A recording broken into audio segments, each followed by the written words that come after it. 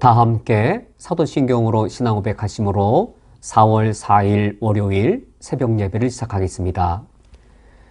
전능하사 천지를 만드신 하나님 아버지를 내가 믿사오며 그 외아들 우리 주 예수 그리스도를 믿사오니 이는 성령으로 잉태하사 동정녀 마리아에게 나시고 본디오 빌라도에게 고난을 받으사 십자가에 못 박혀 죽으시고 장사한 지 사흘 만에 죽은 자 가운데에서 다시 살아나시며 하늘에 오르사 전능하신 하나님 우편에 앉아 계시다가 저리로서 산자와 죽은 자를 심판하러 오시리라. 성령을 믿사오며 거룩한 공회와 성도가 서로 교통하는 것과 죄를 사하여 주시는 것과 몸이 다시 사는 것과 영원히 사는 것을 믿사옵나이다. 아멘. 하나님 아버지시여 거룩의 영이신 성령께서 보혜사가 되시어 내 영 안에 거하시오니 내가 오늘 하루를 살아갈 때 성령을 힘입어 악과사워 승리하며 의와 거룩을 위하여 열매 맺는 삶을 살 수 있도록 인도하여 주옵소서. 예수 그리스도의 이름으로 기도합니다. 아멘. 오늘 성경 말씀은 신약성경 마태복음 12장 43절부터 45절까지의 말씀입니다. 오늘 성경 말씀을 제가 봉독해 드리겠습니다. 더러운 귀신이 사람에게서 나갔을 때에 물 없는 곳으로 다니며 쉬기를 구하되 쉴 곳을 얻지 못하고 이에 이르되 내가 나온 내 집으로 돌아가리라 하고 와보니 그 집이 비고 청소되고 수리되었거늘 이에 가서 저보다 더 악한 귀신 7을 데리고 들어가서 거하니 그 사람의 나중 형편이 전보다 더욱 심하게 되느니라. 이 악한 세대가 또한 이렇게 되리라. 아멘.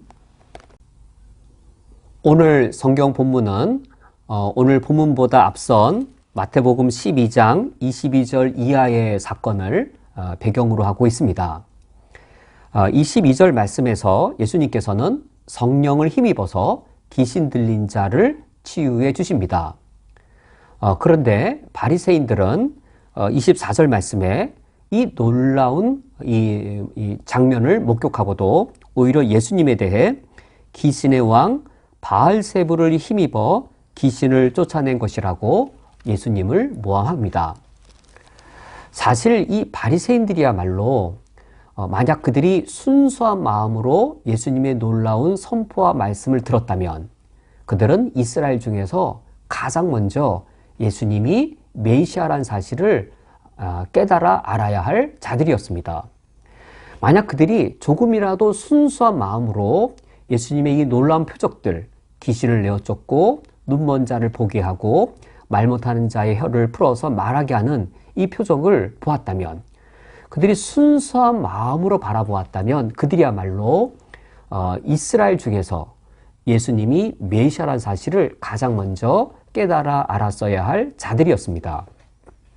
근데 그들이 예수님을 메시아로 영접하기는커녕 오히려 예수님을 거짓 선지자로 귀신의 왕 바알세불을 힘입는 거짓 선지자라고 예수님처럼 모함한 것이지요.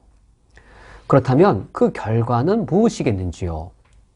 하나님의 구원의 그 놀라운 능력을 눈으로 보고 그들이 경험했습니다.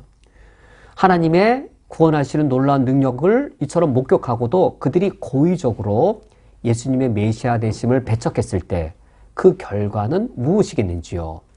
바로 오늘 우리가 읽은 성경 본문 마태복음 12장 43절에서 45절의 말씀이 예수님의 메시아 되심을 배척한 그 심각한 결과를 가르쳐주는 말씀입니다. 그들은 이미 하나님의 놀라운 구원의 능력을 눈으로 보고 경험한 겁니다. 그러므로 예수님의 메시아 되심을 명확하게 깨달아 알 수 있음에도 불구하고 그들이 고의적으로 예수님의 메시아 되심을 거역했을 때 그 비참한 결과, 그것은 무엇일까? 예수님께서는 오늘 성경 본문에서 비유의 말씀으로 그 비참한 결과를 예고하고 알려주십니다.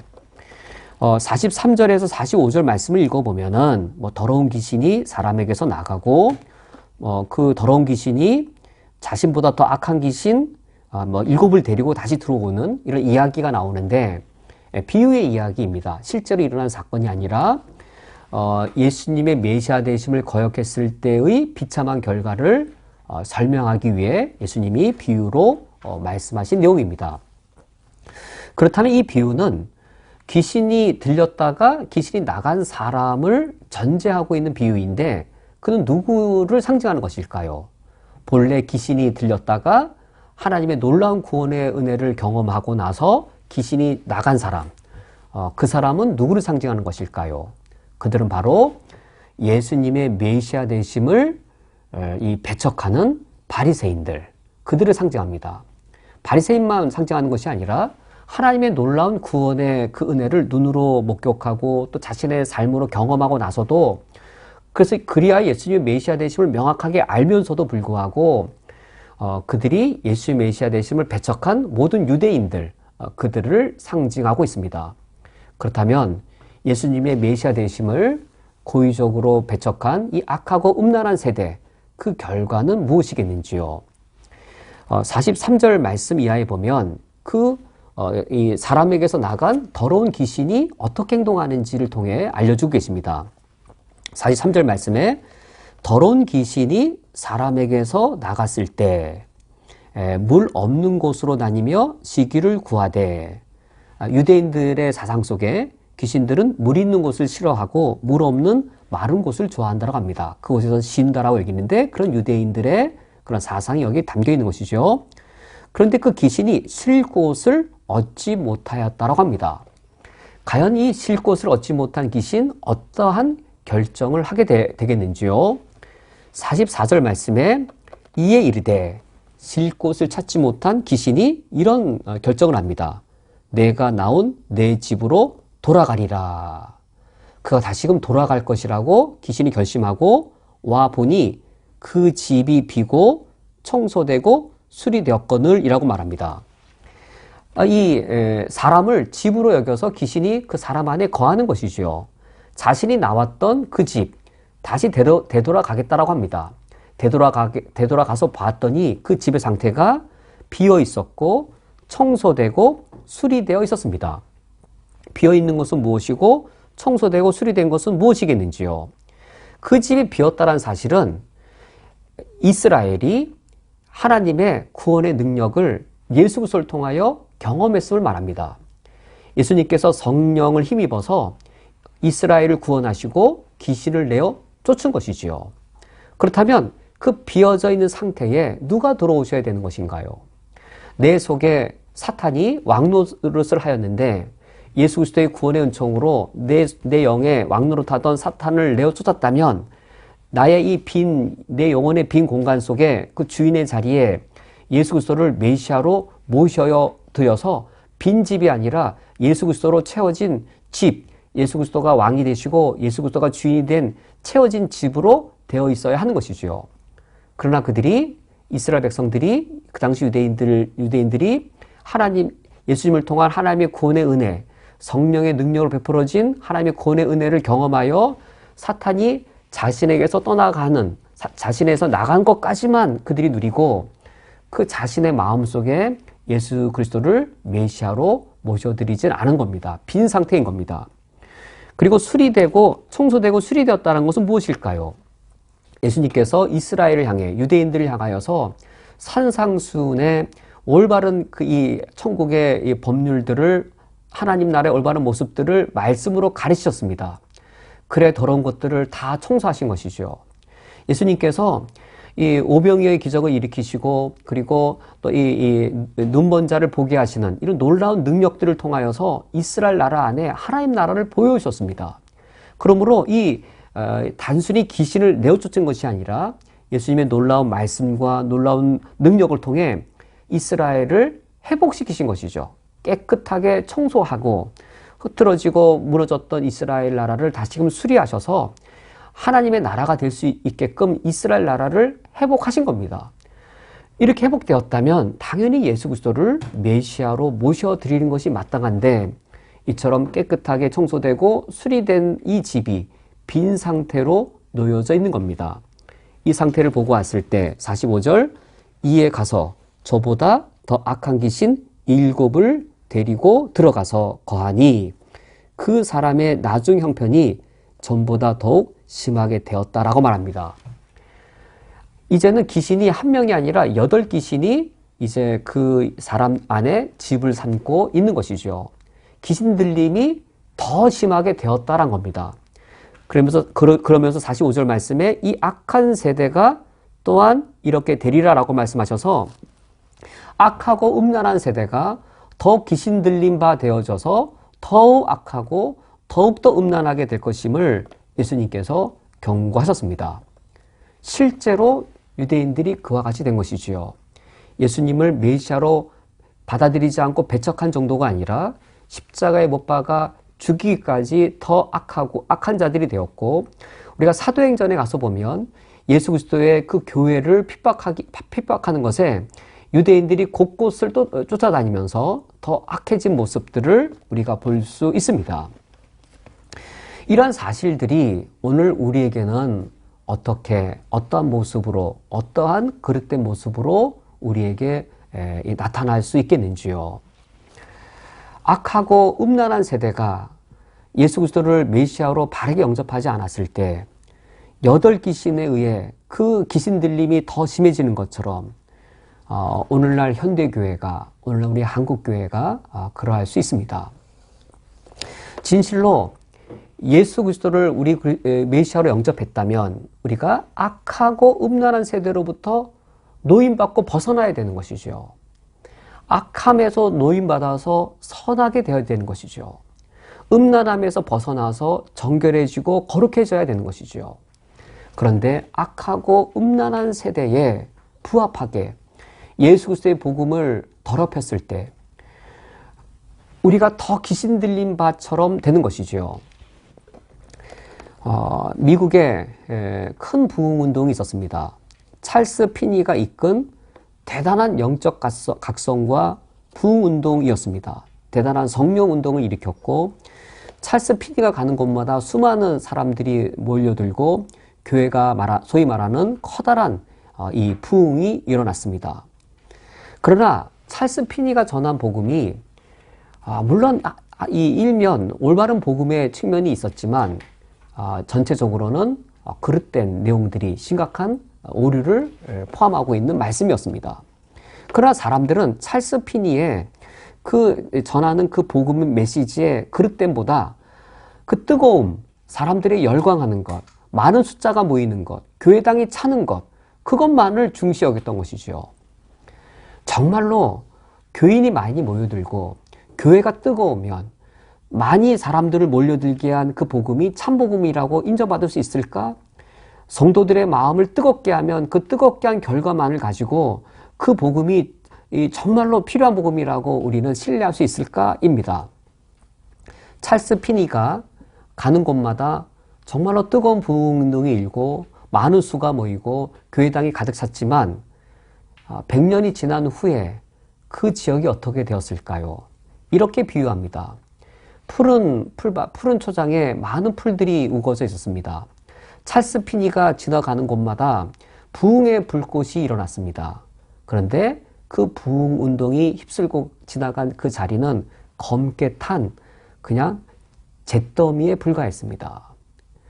찰스 피니가 지나갈 때 뜨거운 이 부흥 운동이 일어났지만, 불길처럼 일어났지만, 그가 지나간 이후에는 불에 탄 잿더미와 같아서 다시 복음 전도자가 들어갔을 때 올바르고 그리고 바른 그런 복음 전도자가 들어가서 복음의 불을 붙이고자 할 때 이미 불에 탄 잿더미가 되어버린 그 땅엔 다시금 복음의 불이 불붙지 않았습니다. 바로 이겁니다. 우리 한국교회가 소위 말하는 부흥을 경험했지요. 교회당이 가득 차고 뜨거움이 있고 그리고 교회당을 화려하게 짓고 양적 성장이 있었는데, 그것을 가능하게 한, 그것의 어떤 이 원인이 되어진 그 복음이 그런 뜨거움이나 양적인 모습을 보고 우리가 정말로 그것이 참된 복음이라고 신뢰할 수 있겠는지요? 찰스 피니의 이 복음 운동 이후에 더 영적 상태가 더 심각하게 된 것처럼, 예수님의 이 말씀처럼 정말로 예수님의 메시아 되심을 바르게 영접하지 아니하면 더 그 당대는 뜨거울지 몰라도 한 세대가 흘러가면 더 심각해지는 겁니다. 우리 한국교회를 볼 때 정말로 여러 가지 심각한 면들이 있습니다. 성령을 참되게 우리가 이 성령의 영적인 역사를 경험했다면 우리가 어떤 상태로 변화되어야 바른 것인지요. 예수님을 나의 메시아로 바르게 영접하고 성령의 영적인 역사를 우리가 참되게 경험했다면 물질적인 것과 그리고 육체적인 것으로부터 우리가 더 노임받고 물질적인 조건, 영적인 조건에 더 연연해하지 않는 존재가 되는 겁니다. 그것이 성령의 영적인 역사입니다. 그런데 신사도 운동이 일어나는 곳에 가면, 그리고 번영신학과 형통의 복음이 있는 곳에 가면 왜 성령의 능력으로 몸에 질병 고치는 일이 그렇게 많은 관심을 받게 되는 것인가요? 왜 예수님을 믿으면 물질적으로 번영한다라고 하는 물질적인 조건이 그만큼 더더욱더 중시 여겨지는 것인가요? 정말로 성령이 역사하시면 우리는 내 몸의 육체적인 조건, 우리의 물질적인 환경으로부터 노임받고 거기로부터 덜 연연해지게 되어져서 우리가 영적인 것과 영원한 것과 하늘나라의 영원한 것을 추구하는 것, 이것이 영적인 것이고 성령의 역사인데, 그런데 악하고 음란한 세대는 예수님의 이름으로 복음을 전하고 성령의 이름으로 능력을 행하지만 교회로 하여금 더더욱더 물질적인 것에 매이게 하고 교인 수에 더 관심 갖게 하고 예배당 규모 큰 것에 더 관심 갖게 해서 실상은 영적으로 악하고 음란한 것을 행하고 있는 것이죠. 그것이 한 세대는 뜨거울지 모르지만 그렇게 그릇된 복음이 한번 휩쓸고 지나가면 다음 시대에는 건강한 복음주의자가 다시금 복음의 불길을 지피려고 해도 복음이 제대로 불붙지 않는 더 심각한 상태에 놓여질 수 있습니다. 오늘 말씀을 맺도록 하겠습니다. 예수님의 메시아 되심을 배척한 결과는 어떠한가? 하나님의 구원하심의 은혜와 능력을 이미 경험하였어도 예수님의 메시아 되심을 바르게 영접하지 아니하였을 때에는 먼저 하나님의 구원의 은혜를 경험한 것이 오히려 그 다음에 복음 역사에 오히려 걸림돌과 장애가 될 수 있습니다. 우리가 이 시대를 살아가는 그리스도인으로서 매우 중요한 복음의 책무를 담당하고 있습니다. 예수 그리스도의 복음을 바르게 지키고 예수 그리스도의 복음의 바른 불길을 지펴야 될 아주 중대한 책무를 우리가 갖고 있습니다. 그리하여 우리 다음 세대, 우리 자손 세대에게 예수 그리스도의 복음을 바르게 간직하였다가 바른 복음의 불길을 우리가 이어줄 수 있기를 주님의 이름으로 당부드리고 축원드립니다. 함께 기도하시겠습니다. 하나님 아버지시여, 저희들이 예수 그리스도의 복음을 바르게 수호하고 전하지 아니하면 비록 우리가 영적 음란한 세대에 부합하여 뜨거움과 양적인 성장을 목격하실지 모를지언정 그것은 전혀 주님이 기뻐하신 일이 아니며 다음 세대의 그 허망함이 더욱더 드러낼 터인데 우리가 이러한 사실 앞에 예수님의 경고하심 앞에 두렵고 떨림으로 교회를 지키며 바른 복음을 수호하며 예수 그리스도의 복음을 온전히 선포할 수 있는 자로 서게 해 주옵소서. 특별히 무슬림 땅에서 서 있는 우리 쿠웨이트 한인연합교회가 예수 그리스도의 복음을 바르게 수호하고 전파하는 그 소명을 힘있게 감당하게 해 주옵소서. 예수 그리스도의 이름으로 기도합니다. 아멘. 다 함께 주기도로 오늘 예배를 폐하겠습니다. 하늘에 계신 우리 아버지여, 이름이 거룩히 여김을 받으시오며 나라가 임하시오며 뜻이 하늘에서 이루어진 것 같이 땅에서도 이루어지이다. 오늘 우리에게 일용할 양식을 주시옵고 우리가 우리에게 죄 지은 자를 사하여 준 것 같이 우리 죄를 사하여 주시옵고 우리를 시험에 들게 하지 마시옵고 다만 악에서 구하시옵소서. 나라와 권세와 영광이 아버지께 영원히 쌓옵나이다. 아멘.